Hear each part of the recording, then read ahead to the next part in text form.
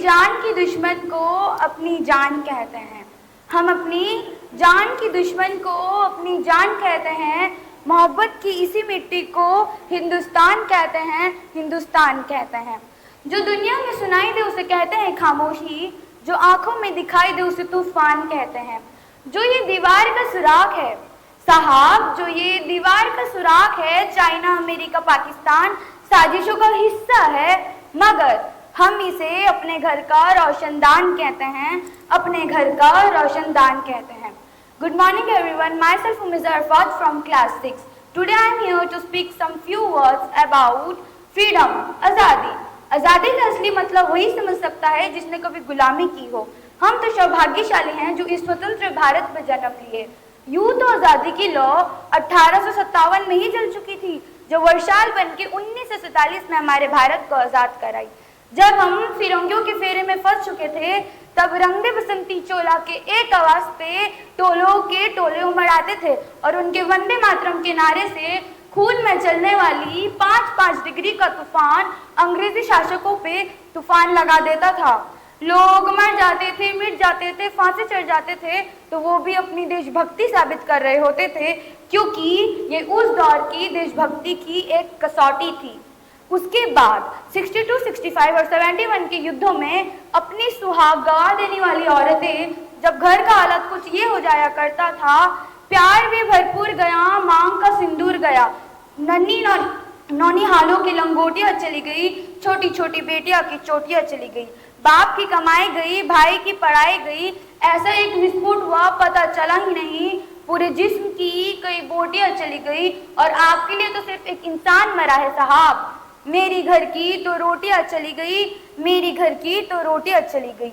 वाले हालात पैदा हो जाने के बावजूद एक माँ अपने बेटे को सरहद पे दुश्मनों की धज्जियां उड़ाने को भेज दिया करती थी और पत्र लिखा करती कि अम्मा ने पत्र लिखा है बड़े चाव से, पुत्र मेरे ना घबरा जाना, एक इंच भी पीछे ना हटना, चाहे इंच इंच कट जाना, चाहे इंच इंच कट जाना।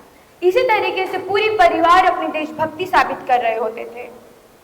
तब देश बलिदान मांगता था, तब देश लड़ जाने को कहता था, तब देश मर जाने को, मिट जाने को, फांसी चढ़ जाने को कहता था, किंतु आज देश मर जाने को नहीं कहता, आज देश लड़ जाने को नहीं कहता, आज देश मिट जाने को, फांसी चढ़ जाने को नहीं कहता, बल्कि मेरे विचारों में जो व्यक्ति अपनी काम पूरी मेहनत, लगन और ईमानदारी से करे ना, तो वही सबसे बड़ा देशभक्त है। मैं नहीं मानती कि इंस्टाग्राम, फेसबुक और व्हाट्सएप में 3 रंगों से डीपी लगा लेना, ये साल में हाथ में 2 बार तिरंगा ले लेना, इसे देशभक्ति कहते हैं। अगर इसे देशभक्ति कहते हैं तो मैं पूछना चाहूंगी, फुटपाथ में वो रहने वाला बच्चा ट्रैफिक की चाव में नंगे पांव में जब तिरंगा बेच रहा होता है, क्या ये उसकी देशभक्ति साबित होती है? ये उसकी देशभक्ति नहीं, ये उसकी पेट की भूख की शक्ति है जो उसे ये करने पे मजबूर कर रही है।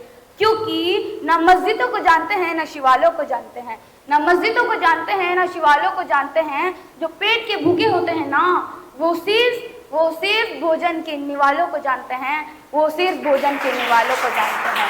हम एक ऐसे समाज में रहते हैं जहाँ पर लड़कों से बात करते देख जो भाई हड़काते हैं, वही भाई अपने गर्लफ्रेंड के किस्से घर पे हंस हंस के सुनाते हैं। हम एक ऐसे समाज में जीते हैं जहाँ पर मिट्टी के मूर्त को लगते हैं 56 भोग, भूखे नंगे सो जाते हैं लोग, भूखे नंगे सो जाते हैं लोग। मजदूर को मजदूर समझिए, मजबूर नहीं। गरीब को काम दीजिए, दान नहीं। और अगर दान देने की इच्छुक है तो जीते जी रक्तदान दीजिए और मरने के बाद अंगदान देकर किसी मरते हुए को जीवन दान दीजिए। यही सच्ची देशभक्ति और यही सच्चा राष्ट्र प्रेम है। ना ये सरकार मेरी है, ना रब मेरा है, न सरकार मेरी है, न रब मेरा है, ना ये बड़ा सा नाम मेरा है। बस इतनी सी बात की गुरूर है मुझे, मैं इस भारत की हूँ और ये भारत मेरा है और ये भारत मेरा है। अंत में मैं सिर्फ इतना ही कहना चाहूंगी, हमारा देश महान था, महान है और महान रहेगा। हमारा देश महान था, महान है और महान रहेगा। होगा हौसला सबके दिलों में बुलंद, तो एक दिन पाकिस्तान भी जय हिंद कहेगा।